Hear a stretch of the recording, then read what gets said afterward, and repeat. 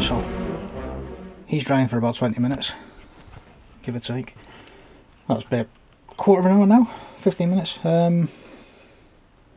Fresh coffee. So I just took a swig of me, the one I made earlier, not realising that it was absolutely freezing cold.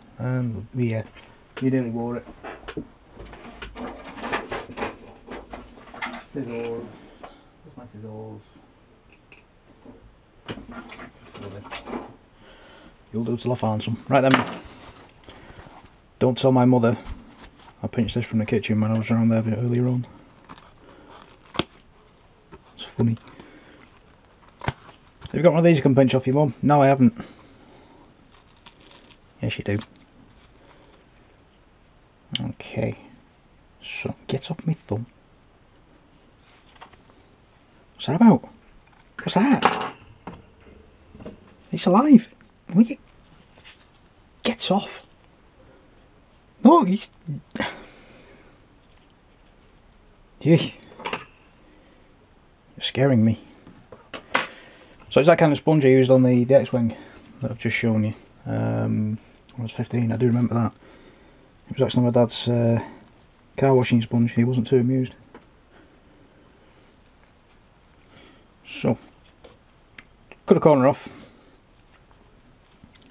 Tease these edges off.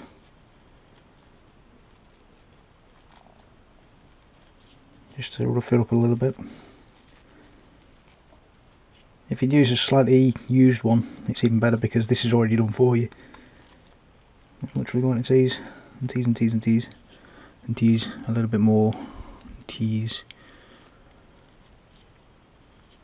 ish, like that. We'll give that a quick test on a scrap piece. So it's always handy to have a scrap piece knocking about as well. Okay, so we used... I'll try and figure it out now. Because it's been a while since I painted it, and it's lost amongst all that lot. Right, wasn't you, wasn't you, wasn't you, wasn't you. This might take a while. Was it you? Yes, I used you. And I used... Oh, I had you a second ago. Right, you move. Oh, it's like playing chess. There you are. That one.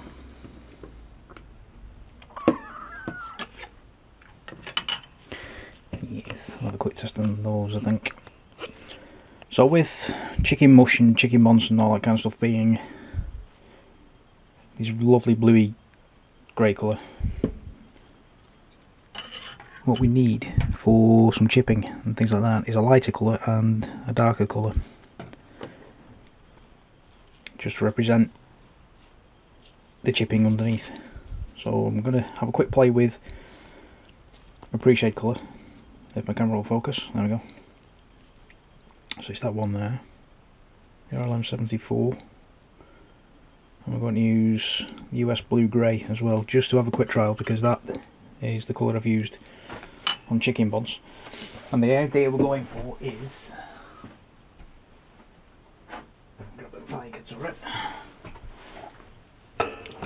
just to represent a little bit of wear and tear, as we can see on the hatches, and places where you're going to get a lot of action and a lot of scraping and scuffing and the like. So it's going to be all round hatch access areas, places where you would, like I've just explained. I'm repeating myself a lot tonight. Hopefully the people have stopped bothering me now. Real life keeps interrupting. Right at the point where I press record and joyous, it really is. Get a couple of dobs of off camera, there we go. The pre-shade colour, the RLM74. Just tease the Brillo Scotch thingy, this stuff, a little bit just to get a few raggedy edges. And literally dab him, and then take most of it back off again if you can. Kitchen roll would probably be ideal for that, but I've got this thing knocking about on the side, so I might as well use it. It's literally taking too much off. Just give it a dabble.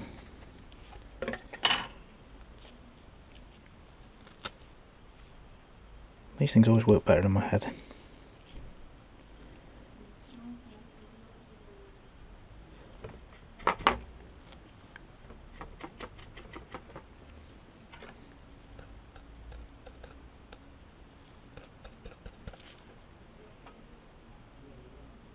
I get that kind of effect.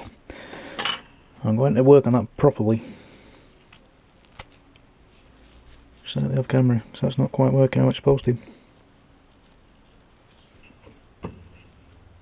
See, pressure's on now.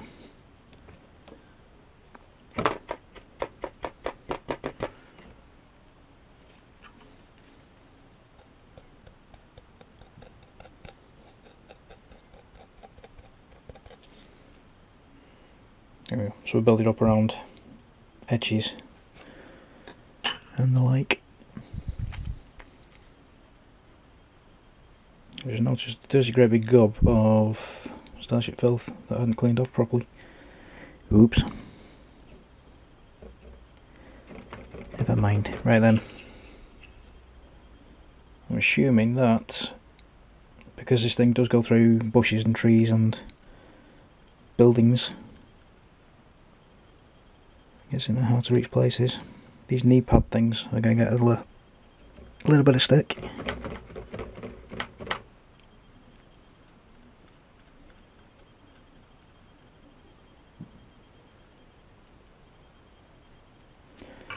As with these hoist points.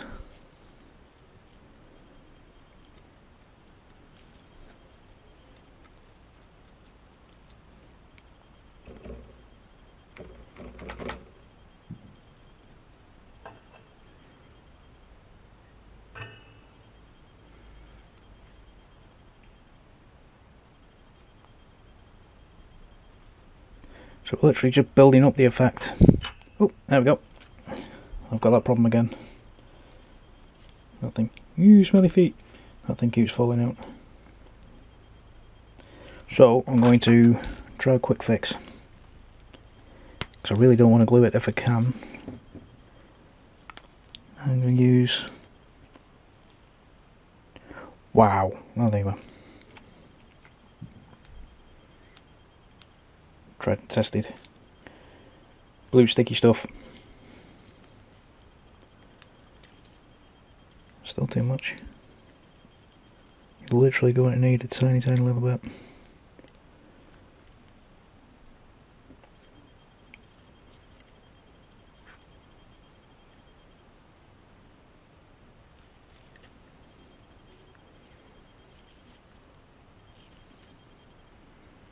There we go.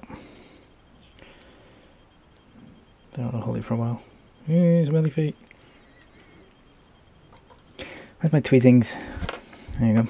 Let's go some tweezings. So I think my big fat fingers are in the way.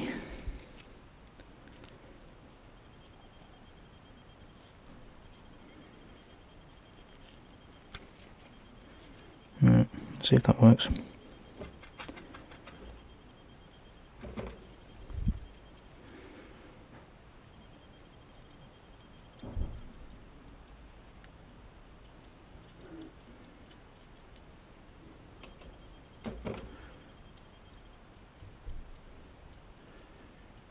That's better.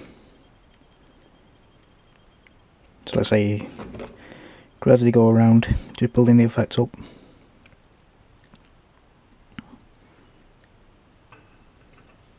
So it gives the illusion that the paint underneath has been chipped away.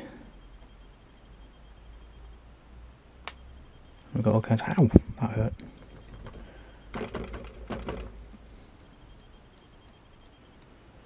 Just gives the illusion of wear and tear.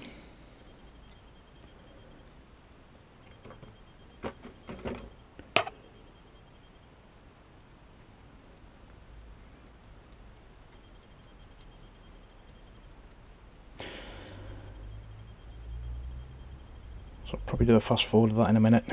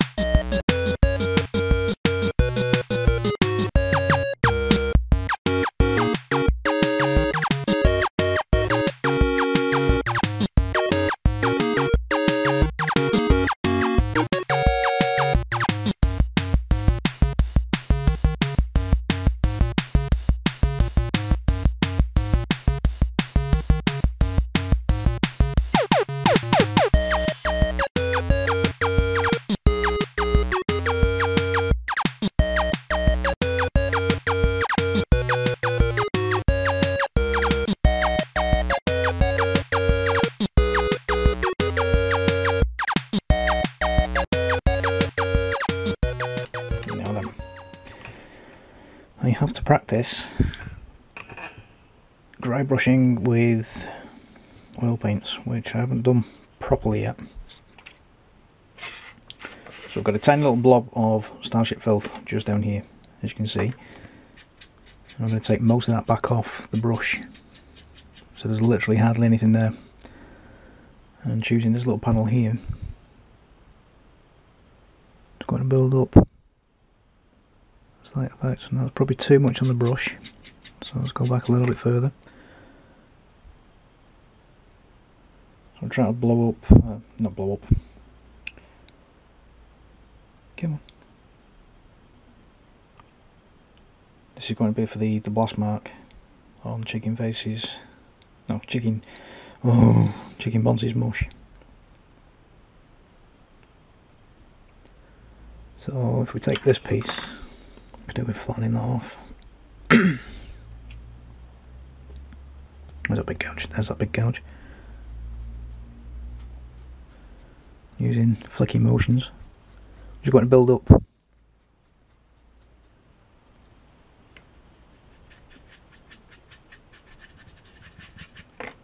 the effect. I might need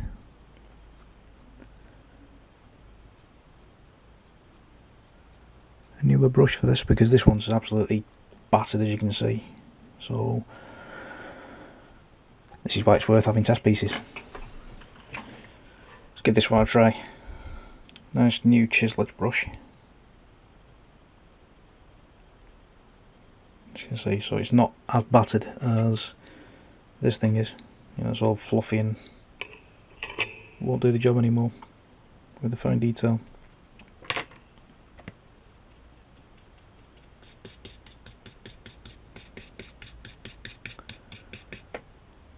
So I'll actually take most of that back off again. See if we can get some fine control. So if you imagine that's the blast mark. Wow.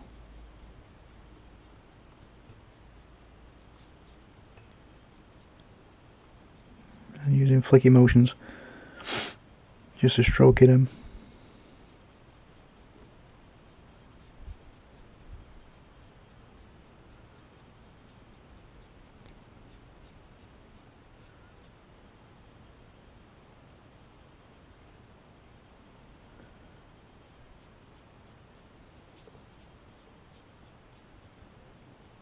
Now we can gradually build that up. So you can see we've got the fade out and the work again in the middle, just to smooth out a little bit.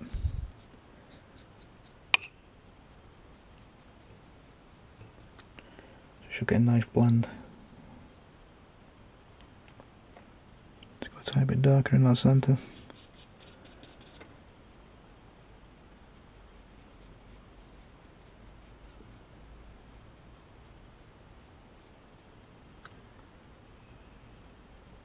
So you get the smoky effect. I like that.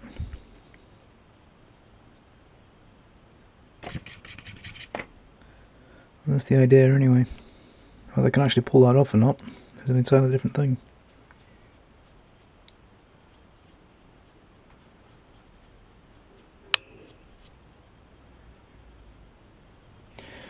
Let's give it a go.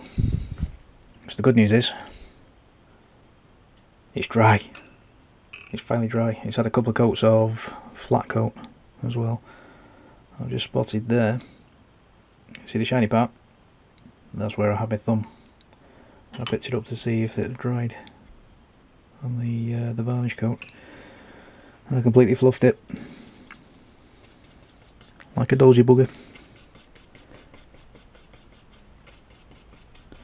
So, as you can probably see from the cannons, they've had an extra little dry brushing with the Starship Filth, just to show some blast marks and scorching and stuff like that. I do like that effect. Right then, let's be brave. Show the people Tony. I'm going to go really quiet now whilst I concentrate. I've actually got sound effects in my head when this little accident happened. It went spang like that.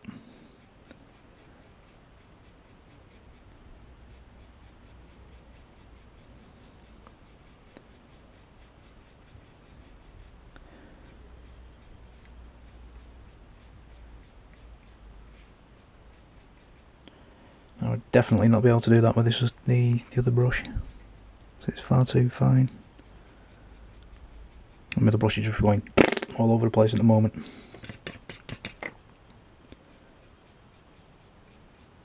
And typically I get a flashy battery sign.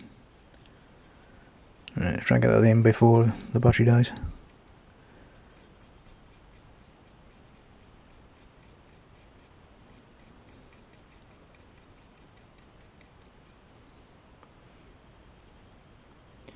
First layer, it'll probably take about 3, so we'll leave that to dry for about half an hour or so, and I'll change the battery. Oh dear. So whilst I'm waiting for that to go off, a quick look in the bits box just to make sure I've not missed anything. Oh dear, completely forgotten about this part. So I've now got to prime that, paint that, blend it, and all kinds of, and try and catch up with 3 weeks worth of everything I've done here with that.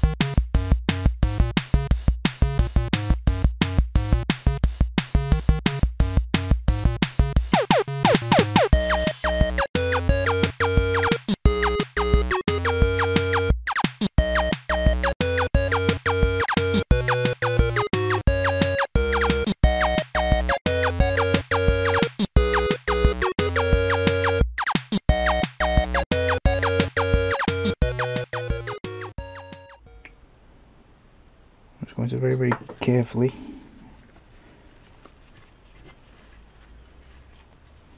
just rework. Spang. So I'm going to start in the centre again.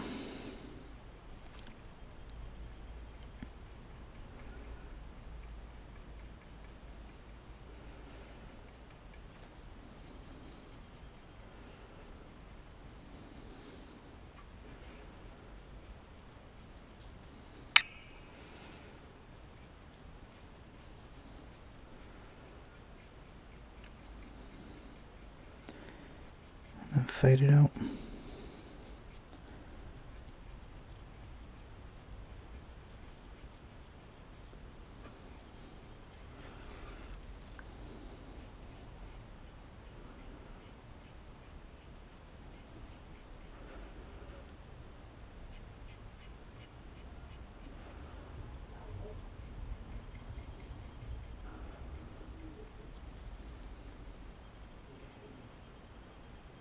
Bang.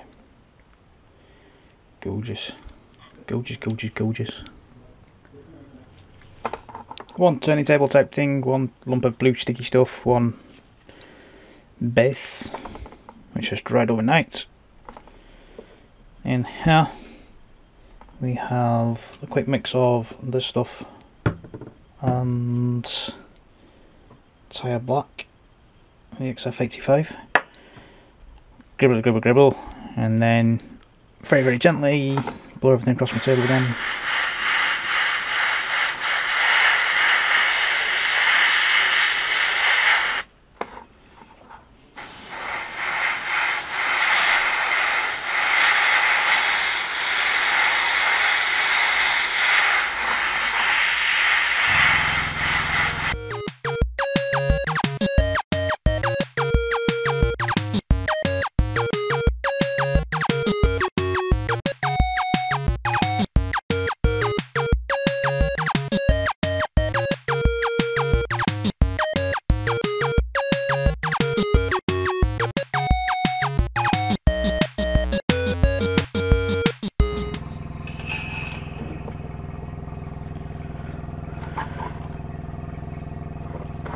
Just like that. Lovely. Alright, happy with that. So then, leave that to dry for about an hour or so. And then we can come back and do some dry brushing and possibly a little teabag trick. Not that kind of... No, stop it. Stop it. Stop it. Ooh. Ooh, ooh. I found a silly little paint that hasn't dried up because I've not used them for bloody ages. Ages and ages and ages, I tell you. So, right, get rid of that. That's actually dried for about 2 hours now. Let's see. Get this big brush. There we go. So I'm going to use another chisel edge brushy type thing. Load it straight on to the brush. And then, usual thing of taking most of it back off again. And then very, very gently.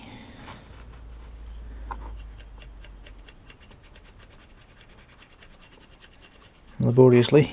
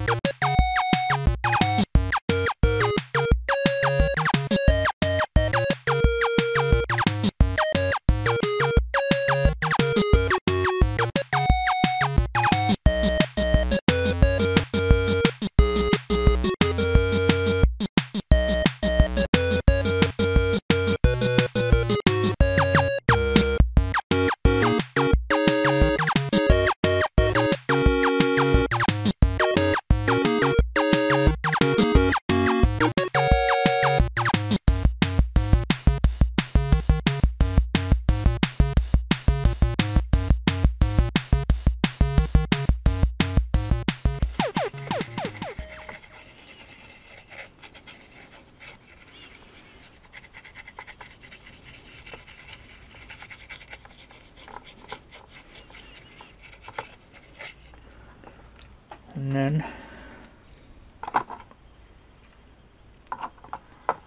bring chicken valves back in.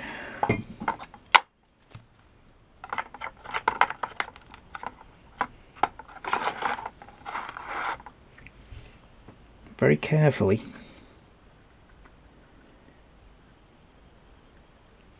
Very, very carefully.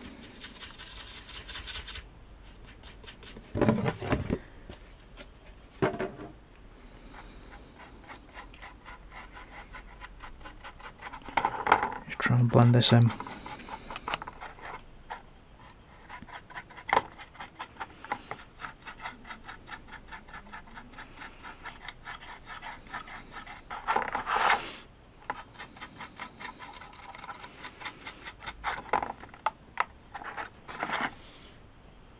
Like so. I'm sure you'll agree, as beastly as that looks, and bear in mind this is just a quick and nasty quick nasty change around. It's a hell of a lot better than that was.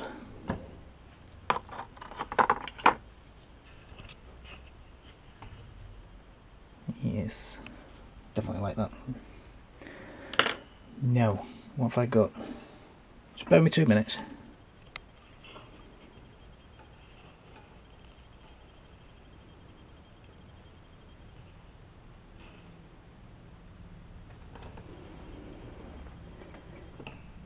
That looks bloody awesome.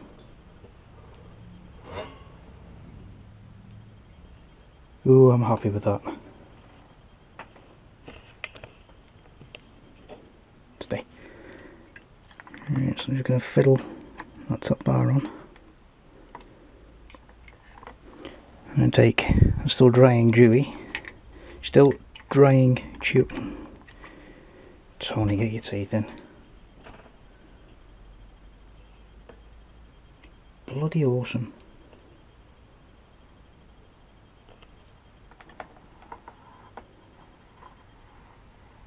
I do like that.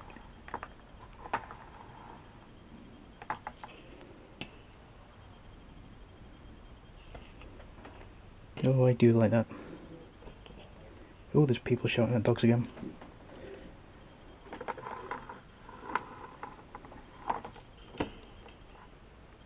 Magic. Right then. Another varnishy coat. Leave the old Chewie to dry for a couple more hours. And then I can do the satchel. And then bring it all together.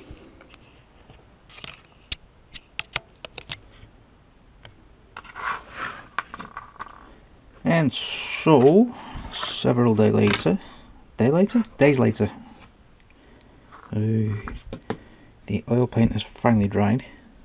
Focus. That'd be nice. So we had to paint the bandolier and the satchel, which is all very, very lovely. So, show the people what you're doing, Tony. We're going to be using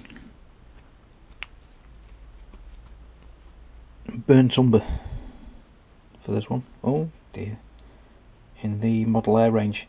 Again, because it's already pre-thinned, we don't have to worry too much about what we're doing with it, because it's already runny, which is all very nice. And we'll go in it very carefully, very gently.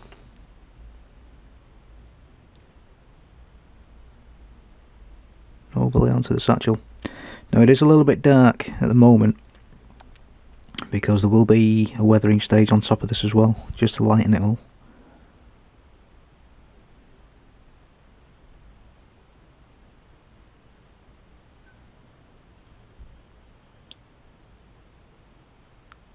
Yeah, won't go out again because I'm concentrating.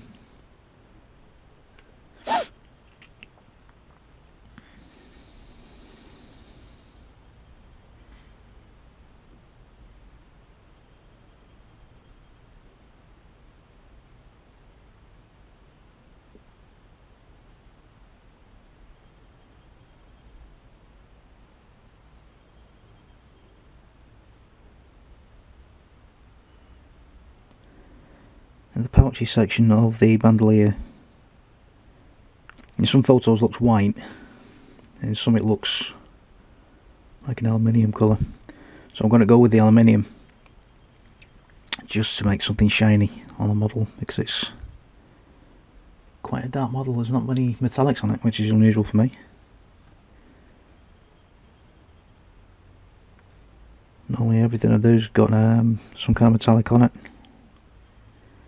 at some stage.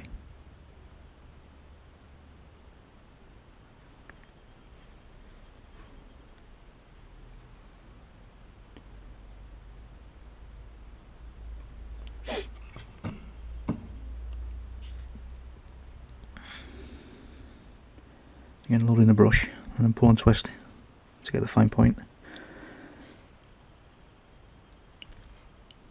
It's actually not quite as dark as I thought it was going to be.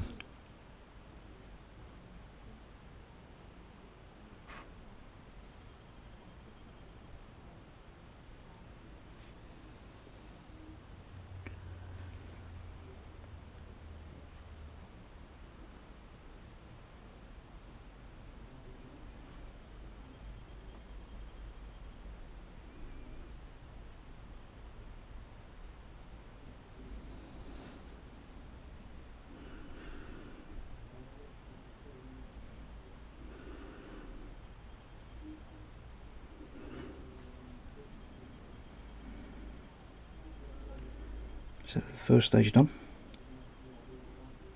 just to get everything in. That's not as dark as I thought it was going to be. I'll still lighten it a little bit. I'll probably with the oil paint again. Well, the bandolier itself looks okay. I like that, but you'll see it better when I've got the silver on. Right, an hour to dry. And 1 hour later, we can come back and do aluminium. See, it's there in silver and black. Aluminium.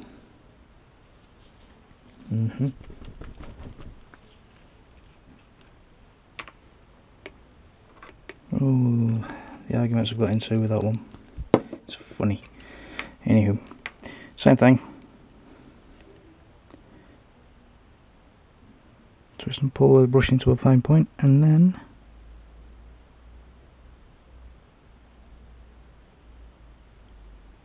very gently. See if we can get you closer. Focus.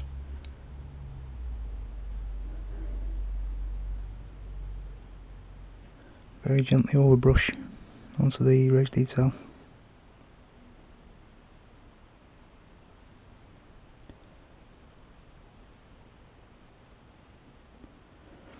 Some of that detail is actually hidden under his collar, fur collar, something like that. Show the people, Tony.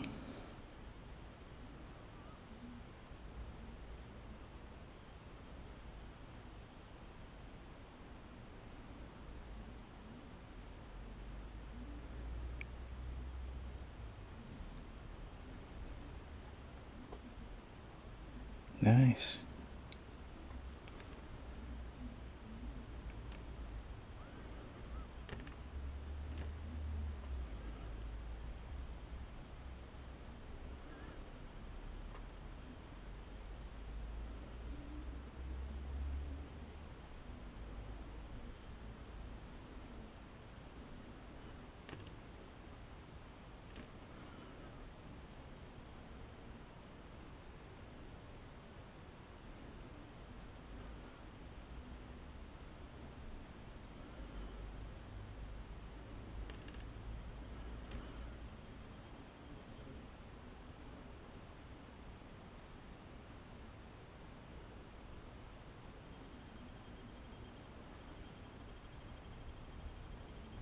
Lovely. Just sets it all off. Beautiful. Beautiful, beautiful, beautiful. Right then, we'll let that dry off a little bit and then we'll do some weathering on there. Just to make it look a bit more leathery.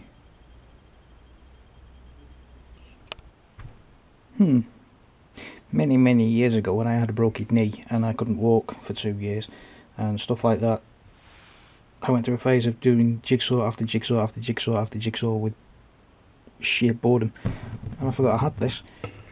It's one of those jigsaw rolls and it's perfect for doing backdrops for photography. Oh dear. And for extreme work. Stay. Right then. Saying right then again. Gloss coat on the satchel when we focus, get some decent lighting. What have you. And it actually looks leathery like that now, so I'm actually going to leave that. My lighting's all wrong. Because I've noticed as I put him into the thing with the stuff, you can't actually see the satchel anyway.